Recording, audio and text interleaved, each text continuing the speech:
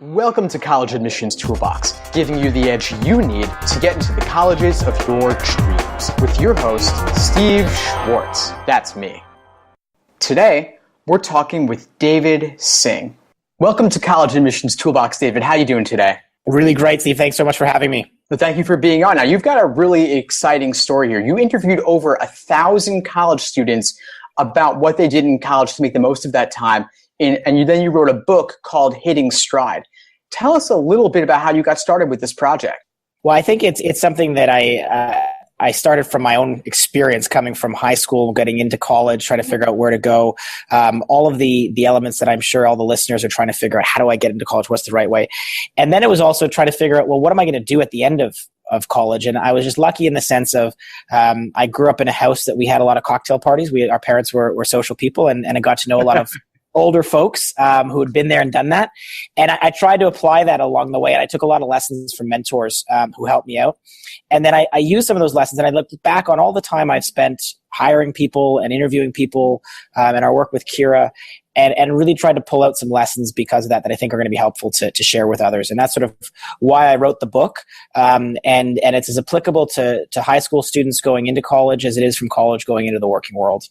Totally. It's all the same stuff, making the most of the time you've got in school in order to take it to the next level afterwards. So what were some of the best practices and worst practices you saw? Like you have some students who don't do a whole lot, and then you have others who do a ton. What really separates the two?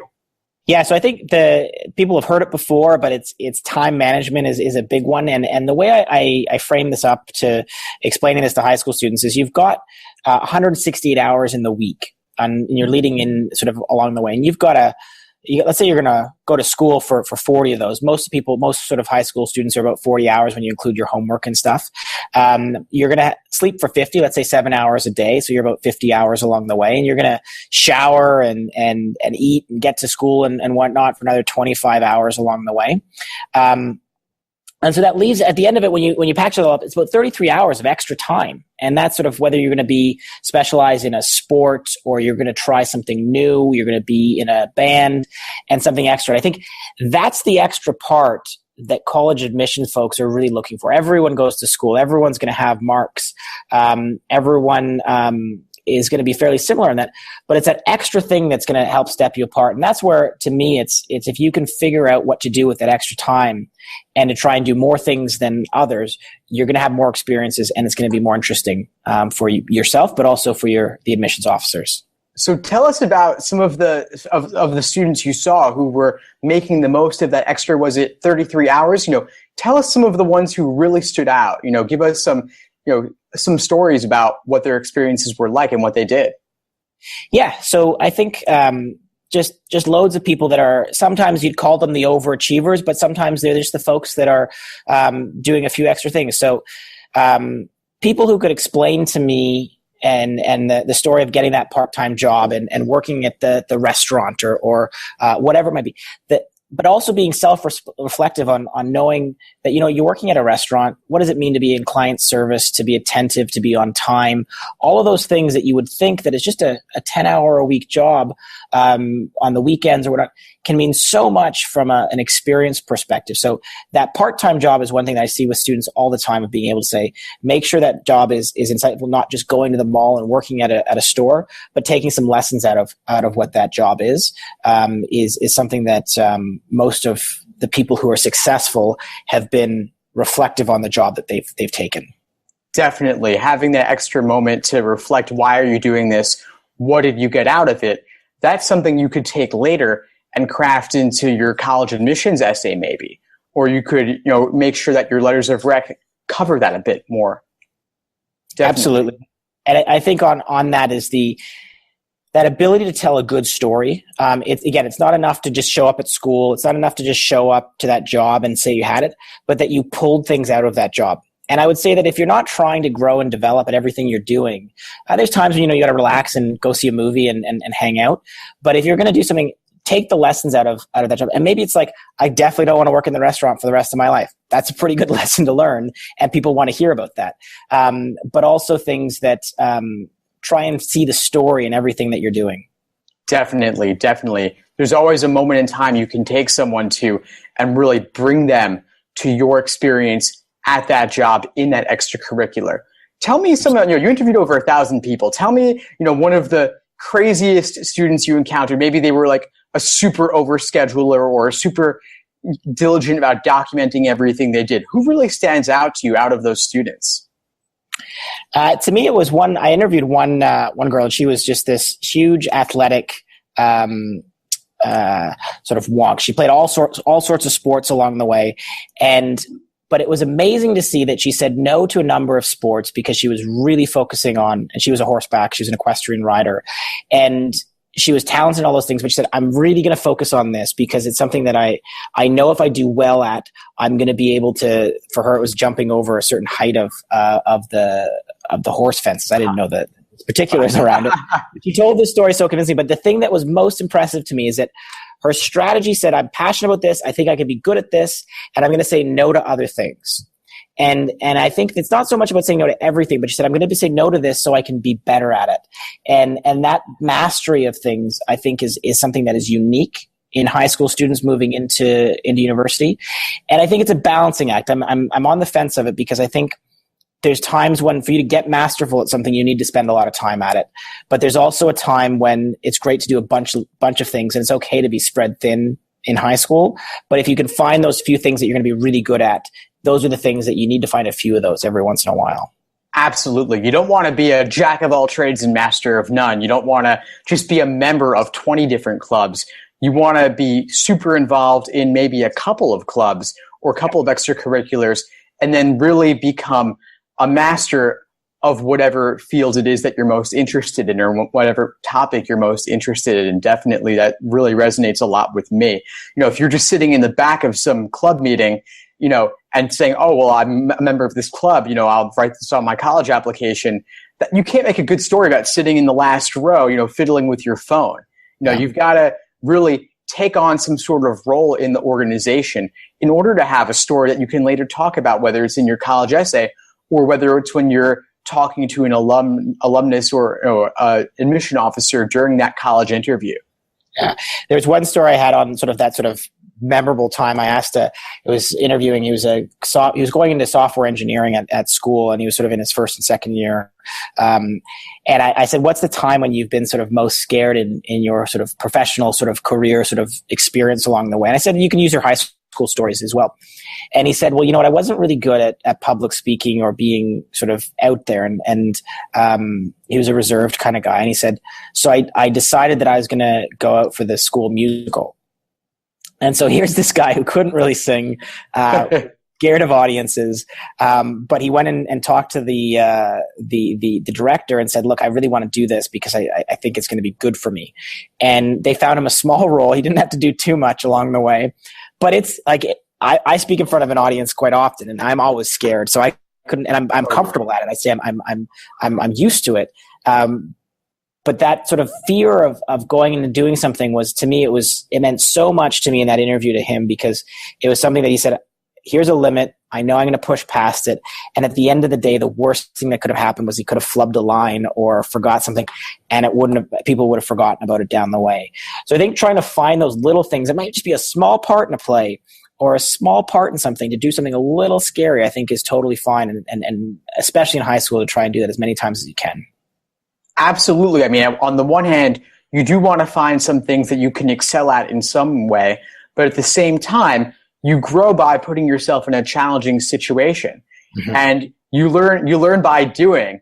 And, definitely, I think, lots of our listeners out there are scared of public speaking. I still get a little bit nervous before I give a presentation or a talk of some kind, but you get better at it the more you do it. And that's definitely a growth opportunity that you can showcase in the college essay, in the college interview. Don't pretend to be perfect. No one likes someone who's super arrogant. Exposing a little bit of vulnerability when you talk with someone, it definitely makes you more relatable and more likable. And people don't necessarily accept the students, who they find to be the best at things. Obviously you want to be the best, you want to excel, but at the same time, one factor they consider is how much they like you. Mm-hmm. And showcasing that vulnerability, being a real human, because we all step back at the end of the day inside our own heads, and we all have our doubts and fears and stresses. So if someone else exposes that just a little bit as well, we're definitely going to relate to that more. Totally. And I think one of my favorite quotes, and it kind of leads into, I'm not when we want to talk about a future looking sort of framework, is the success is really the quality of your experiences times the quantity of those experiences. And so I have no idea in terms of you need to do so many things, or these are the exact thing you need to do to get admitted, or these are the exact things. But I do know that the more you have better experiences in your life, I believe this to be true, and I've seen it across numbers of people I've interviewed along the way, is the happier you're going to be, and you're going to be exposed to more things. And because of that, you're going to find what really motivates you and makes you passionate about what program you want to choose. But also, once you're in that program, how are you going to be successful in that program or that school? Absolutely. It comes back to exposing yourself to opportunities, which is so key. A big thing that's hot these days is, the startup space. And you try a lot of things, you might fail at some, but you got to try more things in order to ultimately find more things that you will succeed at. So it's about taking those chances. Absolutely. And I think that back to that sort of being perfect side of things, if someone says to me that they're perfect and they haven't had a time when they failed along the way, that to me is the biggest red flag in any interview, no matter what. And the juicier, the worse the story is, the more I'm excited to know who that person is and what happened. And I always use, I tried, this was back, I won't tell you how many years ago, but a few years ago, when I was in college, and my biggest failure in college was I tried to bring Kanye West in for a show. Oh, wow. And I had everything lined up. Everything was good. We had the stages in there. We had some fundraising ready to go to help pay for it. We had the police. The police chief was excited about this. He was excited. Yeah. Ready to go. He didn't know who Kanye West was, but he was excited about it. I think he thought he was a Western act, like a country singer. Yeah. West, yeah. I like it. But long story short, we didn't have the actual funds to make the risk along the way. Now I'm an entrepreneur, so I'm always willing to take the risks. The school wasn't, but I failed at not being able to deliver the promise, but I also failed at not being able to convince people on the vision along the way. And it still haunts me to this way. But I talked about that in loads of different interviews, both getting after it from my undergrad into my master's, but then also into jobs afterwards. Those stories resonate with people, and people still ask me like, "Hey, are you going to do another show, or what's going to happen?" And people love those kind of memorable stories. I love it. And I like you more just because you told me this story where you failed, because I'm like, wow, this guy took on such a huge project and had a huge vision. And even though you didn't succeed, David, I'm thinking like, wow, like I'm sure you go back to that moment in time in your head and you're like, wow, what should I have done differently? You thought about what you could have done differently. And next time you want to run an event, or next time you want to do anything big, you're going to have learned a lesson from the Kanye time that you're going to apply going forward. I mean, I think, if someone tells me that like they've never had a failure, they're either lying or they haven't tried enough things in life. And I want people who try, and I want people who have learned some lessons. Absolutely. I think one of the things that I see frequently, and a distinction between high school, then moving into college, and even from college into the working world, is there's less and less, or so there's more and more scarcity of reward. So a scarcity economic terms for everyone who hasn't taken econ yet, is really that there is a limited supply of it. So when you think about high school marks, there are as many marks as there are in the students in the classroom, and you're able to give that out to everyone. Everyone could get 100% theoretically, if you do all of the work. In the real world, that isn't the case. There isn't enough bonus dollars around for everyone to get top bonus. There isn't enough jobs in the marketplace for everyone to get a job. And really around, when you're thinking about these experiences, there aren't enough great there's loads of great experiences along the way, and these are ways that you can try to have an advantage over people by saying, because everyone can do everything in high school grades, and they're great and along the way, and that doesn't really differentiate you enough, but saying I did these other things as well makes your application peak And I think that's what admissions officers are really looking for, those sort of peak moments. And again, they can be very, very minute to say, I took on a small role in a play and I did there and I did it. And it was beyond my comfort zone, versus I was the director of the play or I tried to do the concert, whatever it might be. But look for those peak moments is really important for people. And one of the things, and can we segue into the future me resume? Is that, can I give Yeah, that absolutely. Sure. I think it's a cool thing to share with folks. And again, I think it has application for high school just as much as it does for undergrad. And really the idea is that you've got 4 years in high school and 4 years in undergrad for most college programs. And so that means you've got 48 months. And so when we're talking about these peak moments, it's what are those things that are exceptional, remarkable, that are make you a little different, and those experiences that are the quality of those experiences. So let's try, everyone can aim to have one great memory once a month. That could be, maybe it's a first date. Maybe it's a great test score. Maybe you ran a personal best on a mile run, whatever it might be, something that you said, you know what, I really did something. I feel proud about this. And then I'm happy to tell my parents about along the way. Moving into then, you want to have a leadership experience once a quarter. So a quarter in like business terms is every 3 months. And so you've got, you're going to take your summers off, but you've got sort of 3 quarters during the school year. And so you want to lead something every quarter. Maybe in grade 9, it's going to start leading a group project, or you're going to lead, you're going to be captain of a team one semester. You're going to lead an extracurricular club or something like that in some way. Could be leading yourself. You want to run a marathon or you want to do something crazy like that, or half marathon. Lead yourself. And then finally, every summer, you want to have a great summer job or summer experience. My sister was a big camp person. She went to camp. I was a business guy. I started businesses and had fun with that.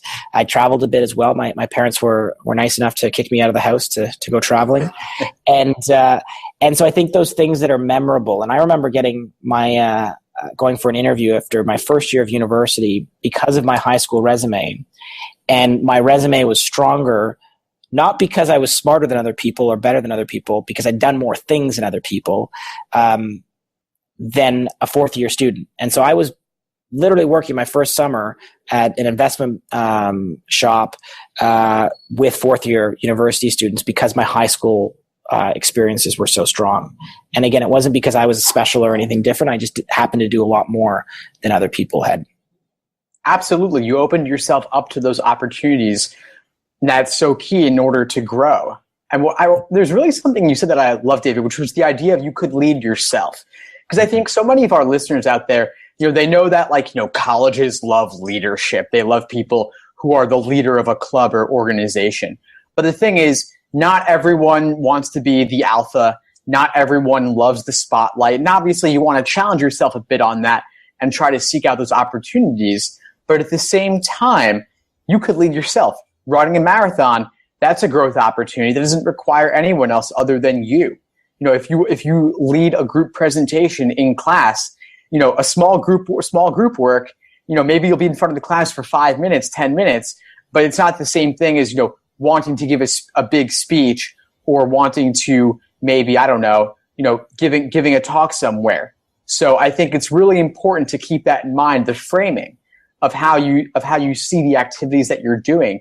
And also I understand, a big part of this is tracking those experiences that you have so that you have them to talk about later during a college interview or when you're trying to come up with a college essay topic. Absolutely. And I think that's we could probably have a whole session on just journals and keeping track of things along the way. But I think being that reflective part, and look, I should put the big caveat on there. I didn't go and do this when I was in high school saying I'm going to keep a journal of every major moment.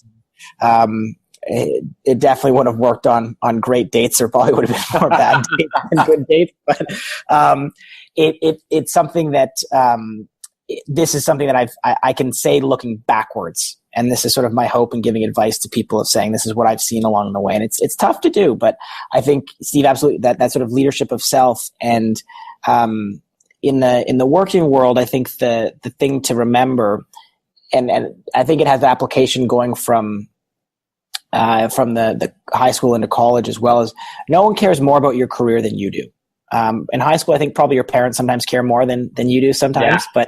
But I think no one will impact your career unless you want to impact sort of your career. And I say career is which college you want to go to and where do you want to go from there. And it doesn't need to be as serious as saying what career do you want to be. It's like, where are you going to have the most amount of fun and learn the most, meet the most amount of great friends and people and have the best experiences. And that's what you want to care most about. And what in high school, if you could have more experiences that help you try different things and think about different things, that's what you need to look for. And back to that sort of original sort of time clock of that 168 hours in the week, there's a lot of time for you to not watch TV and decide to go do something else. I think we're living in the coolest time in history. There's more things to learn on the internet to do, to connect with people than it's ever been before. So if you're listening to this podcast, you're already doing great things about thinking about where to go and what to do. And so I'd say after you're done this is great. Now go and do something really cool today that's going to help you sort of be more remarkable. Yeah, absolutely. I couldn't agree more. Sitting around watching TV isn't going to lead to some massive breakthrough. It's not going to change your life. Same goes for, just mindlessly browsing the internet or something. You got to get out there and do something. Think about those hours in the week. Now, I know, most of our listeners aren't in 9th grade or 10th grade and don't necessarily have the time, to go forward and plan the next 4 years of high school and structure it in the sort of more formal sense that you've been talking about. But at the same time, you can still maybe look back at your planner if you keep one, or go back through your email archives, and maybe you can identify some leadership moments, whether external or internal, and think about which of those even seemingly ordinary moments you found to be a personal growth opportunity that you can frame when you're talking to an admission officer, when you're choosing a college essay topic. So I think it's really valuable to keep that system in mind. And yeah, if you are a junior or senior in high school and you know someone younger, give them this message of thinking about what's your resume later going to look like. I definitely was in the same position as you, David. Like